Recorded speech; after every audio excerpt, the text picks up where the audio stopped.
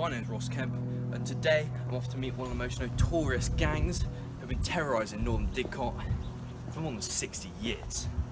They're known simply as Dolmio Dealers. But first, crep check. You might be asking, Ross Kemp, he's bald, he doesn't have hair. Well, I've been growing out my pubes for 2 whole years. I haven't had sex since 2015. My wife's as dry as the fucking Sahara. These bad boys have been transferred straight up here. So my tour of the Antarctic, my scalp's gonna be well cozy. Giuseppe, the gang leader, infamous for rape, kidnapping, smuggling and drug dealing.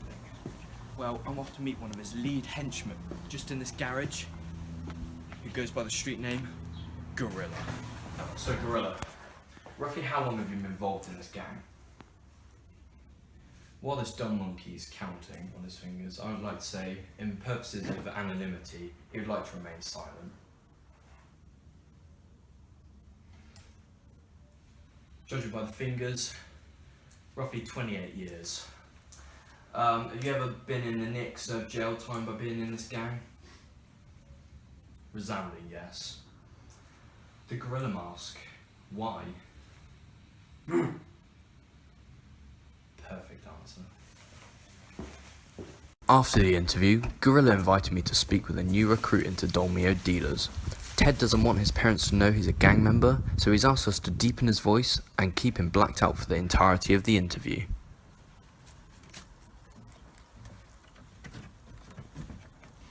I'm here with Ted, the newly recruit into Dolmio Dealers. So Ted, how long have you been involved in this gang? For years, yeah. Ever any violence, anything? Wow. No, but... Few deals? Few deals. Okay. How, if you don't mind me asking, how old are you? 16. 16. In my tour of Sudan, I saw child soldiers around 14 years old murdering men. Have you ever killed anyone? Ross! Lunch is ready! This is a catastrophic moment. Ted's identity has just been revealed by Waterboy Johnny informing me that lunch is served. I'm now in a precarious position. I'm stuck in a £50 IKEA flat pack shed with a testosterone-fueled adolescent wanting my throat for the terrible mistake we've made. But I'm bloody hungry and I desperately need my ham and egg panini.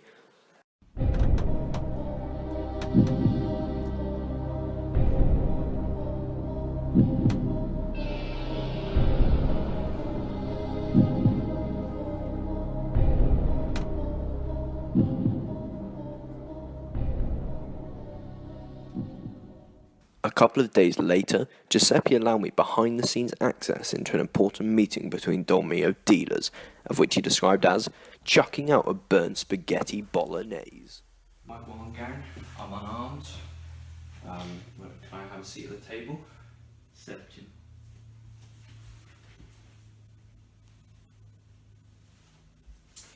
I've had many deep body searches in my time, but this one, faced with a statuesque gorilla, was strangely one of my favourites. Thank you. So, Thank you for joining us, Mr. Kemp. my pleasure. We're about to have a very important meeting. We are missing a certain member. What one?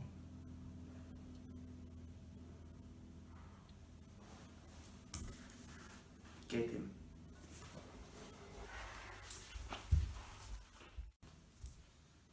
As Gorilla went off to collect Ted for the meeting, I learnt more about Giuseppe's criminal mastermind and how he continues to evade arrest through a clean evidence trail, meaning the cops can't touch him. This year, so these are operations. As you can see, Ted, our youngest, has done nothing for us. Gorilla holds his own, and Jasper is clinging on.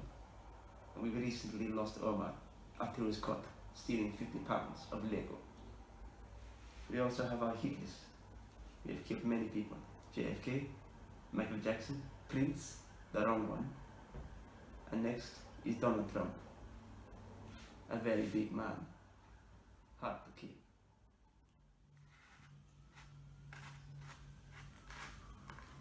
tacksam. It's not in my contract.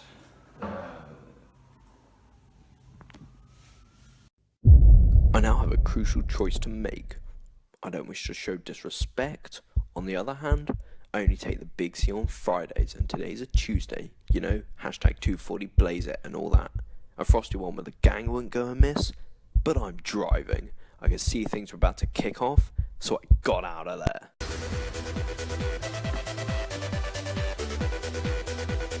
Later on, I'm allowed back into the meeting, and immediately, I can tell something's not right. 2 lines of white powder have disappeared, and I'm sure several Tic Tacs have been ingested. The meeting seems to be getting heated, so I keep my pretty ass out of the situation. You have failed me, Ted. I took you in. You were like a son to me. I'm sorry. She couldn't sell the drugs. They didn't want the powder. They didn't want it. You didn't want it? You didn't want to do it?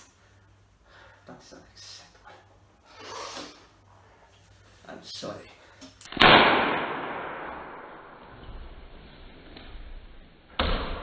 Ted's just been brutally popped off by Giuseppe, and I've realised I'm way in over my pube-covered head.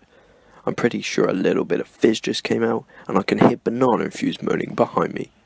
I can see things are about to kick off, so I got out of there.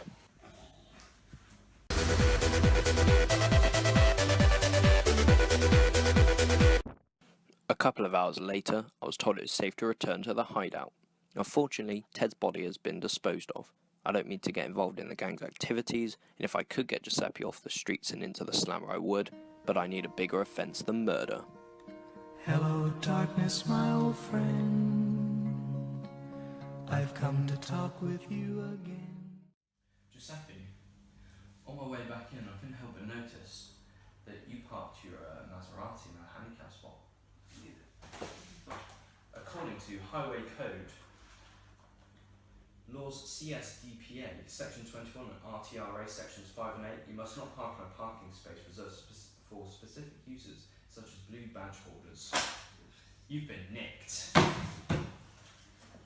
All forces move in, we have a Section 9, Section 9. Alive! Giuseppe, it's over. You've been Kempt.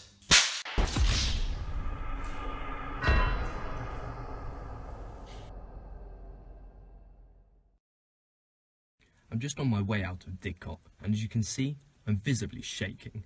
In my 11 years of doing these documentaries, I've never met a gang so sinister, also being behind some of the biggest deaths in recent history. Officer Giorgio Rilla being undercover as the gang's enforcer Gorilla was a major factor in taking down Dolmio Dealers and Giuseppe once and for all. Anyway, next week, I take on one of the fiercest gangs whose objectives are to bring down national radio and devastate house parties across the globe.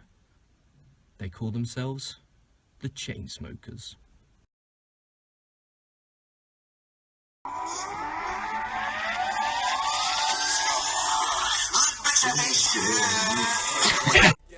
Ain't give a shit, I said half. Look, bitch, I ain't shit. Up to a skim, don't know that nigga fuck fam. Look, bitch, I ain't shit. Fuck your friend, real talk, gon' tell you in the end. Look, bitch, I ain't shit. Look, bitch, I ain't shit. Look, bitch, I ain't shit. Look, bitch, I ain't shit.